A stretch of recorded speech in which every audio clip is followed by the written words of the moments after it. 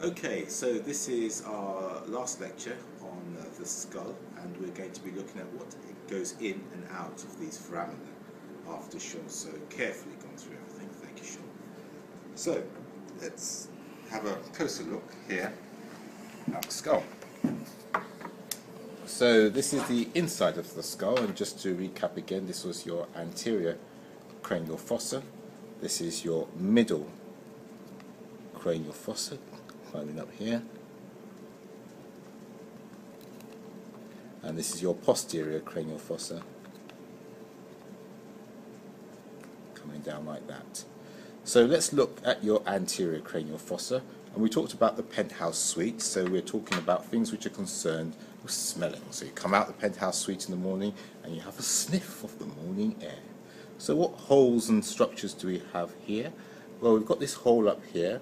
This is the foramen cecum, and cecum means a blind end in sac, foramen cecum, and through that is where we have emissary veins going through.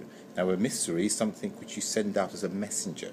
So this is where you send out, so when this whole cranial vault becomes too high in pressure on the venous side, you can let off a little bit of steam, so you can send off some blood down these veins, which is your emissary veins, just to reduce the pressure. Otherwise, you're effectively carrying a homemade bomb in your very own head. Just imagine that. The next thing we have is we have these two areas here, and as Sean pointed out, your factory bulbs sit here. This is a sieve. Sieve, the Latin word for sieve, is cribriform, so this is your cribriform plate, and through it are tiny little holes, and there are projections from these two bulbs that sit alongside here, which then percolate through these tiny holes into the top part of the nose.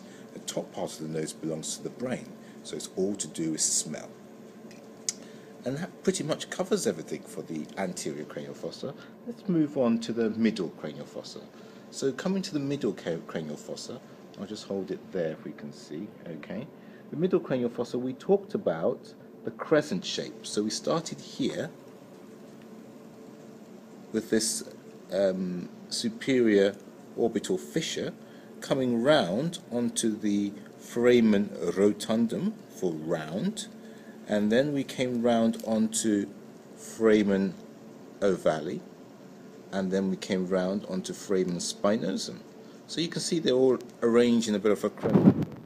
And then just slightly more central from the crescent, you've got foramen lacerum, and then just behind it is the carotid canal. So that's disappearing to the canal. You can't actually see through the canal because it's a canal. That's why it's a canal. Whereas these others are foramen, so you can actually see from one side straight through to the other. So let's start off talking about the first one. So the first one here, I'm just going to poke these through here, and then you can see.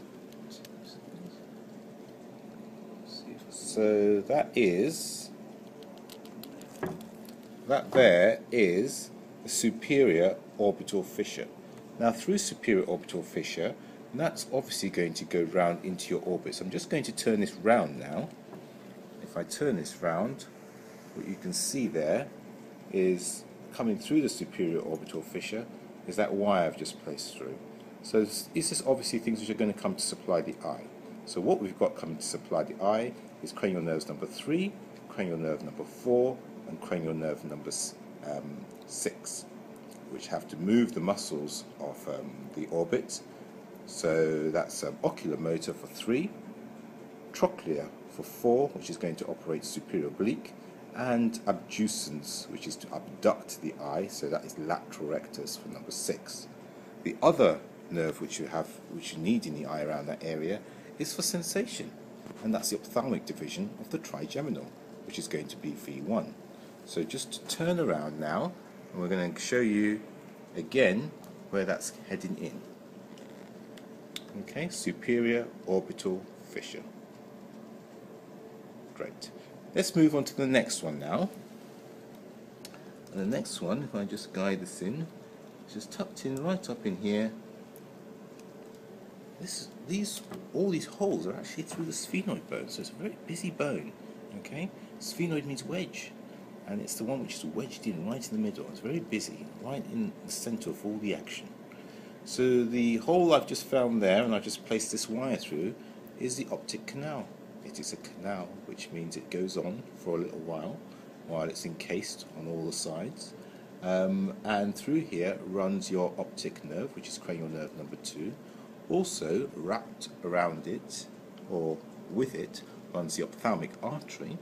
Wrapped around the ophthalmic artery, like a climbing tree plant, is your sympathetic nerves, and they follow the arterial system. That's how they catch the bus on the way to where they're going to go. So that's your sympathetic nerves which are going to go to the orbit. I'm just going to turn this around now, and when I turn it around, you can probably see there the green wire coming out, and that's that coming out of the sphenoid bone of the optic canal. Okay. Now let's move on. So I'm going to turn this back round and we'll move on to the next hole. The next hole, if I find it just here, is foramen rotundum. Foramen rotundum. Okay, rotundum, round. There we go. It can't get any more rounder than that. So foramen rotundum carries the branches of the trigeminal for the maxillary, the nose division. Okay, so that's V2. And I'm just going to turn that around so that you can see where he's coming out roughly. Now, can you roughly see, just if you look through the orbit and down through the inferior orbital fissure, you can see rotundum poking out on the other side. Okay, I'm just going to turn it onto its lateral surface so you may be able to appreciate where it's coming out there too. And that's foramen rotundum coming out into that pterygopalatine fossa we were talking about before. How interesting. Just bear that in mind because we'll come back to that shortly. Thank you. Right, I'm going to go back now, and the next hole we're going to find is here. And that is foramen ovale. It's oval, it looks oval. Please don't write anything else in the exams. This is definitely foramen ovale. Okay? I'm going to turn that around so you see on the inferior aspect of the skull where this is. So here we go through, and there we're coming out there. Foramen ovale. Can't get any more oval than that. Okay? That's going to carry with it the mandibular division of the trigeminal nerve, that's V3. It's also going to have coming out of there the lesser petrosal nerve, which is carrying parasympathetic fibers of the glossopharyngeal, which are heading down into that infratemporal fossa, where they're going to find the otic ganglion and give off fibers towards the parotid gland to help with your salivation. The other vessel we've got, which is going to be going through there, is going to be the accessory meningeal artery. So the accessory meningeal artery is the other vessel that's going to be climbing through there. Right, let's move on. And if I find the next hole, which is this hole here, and you remember Sean earlier just told you about this one, you can easily identify with this groove which is climbing up here heading towards my pterion. Okay, this is that H, which is that Clapham junction of bones on that weak part of the skull. And if you just tap here, which is the rock, which is the petrous part, listen to the sound, and then if you tap here,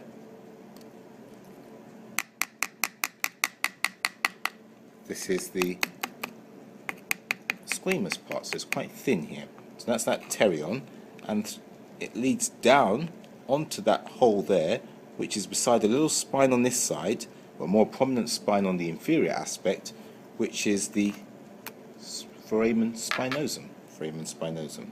So through there comes that artery which presses into the bone to create that groove, which is the middle meningeal artery. So that's the middle meningeal artery that goes through there, and with it comes out the meningeal nerve, which is coming from the accessory meningeal nerve, which is coming from V3. So V3 would have gone out off foramen ovale and then done a U-bend. So that's foramen ovale there. It would have done a U-bend. Just hold him nice and still. I can get him nice and still. There we go. And I find my spine. There's my spine. So that's foramen spinosum right next to him. So this is going to do a U-bend now and head back in there. And if I turn that over, so that's us there. Are you happy with that? Mm-hmm. So if I turn that over, that's going to be what happens with the meningeal supply from V3 as it comes up through, back through spinosum. So the left through ovale, come back up through spinosum. Okay, so two things from spinosum, middle meningeal artery, just going to climb up, make that groove, and then that accessory meningeal nerve, which is coming back through that hole. Lovely. Let's pull this out. Let's go on to talk about the next hole. So the next hole is this one here.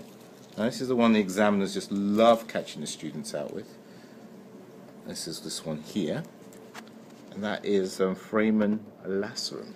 Lacerum, as Sean mentioned, it's got lacerated edges. You'd be an absolute fool if you were a structure to be trying to dice with death, making your passageway across there. So nothing actually goes through lacerum. So that's the answer to all exam questions involving lacerum. Nothing goes through lacerum.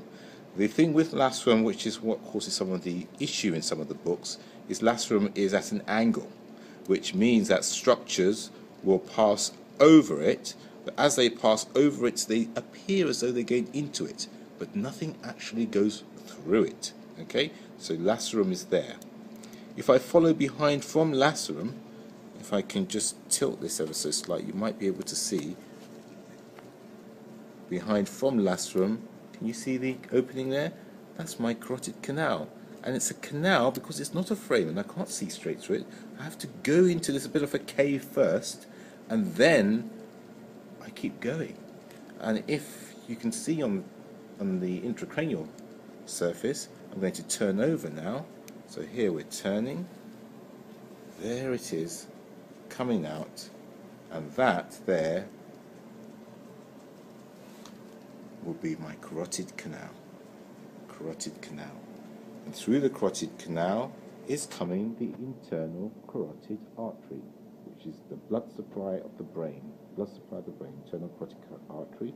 Wrapped around it are sympathetic nerves. Sympathetic nerves are wrapped around internal carotid artery. Okay.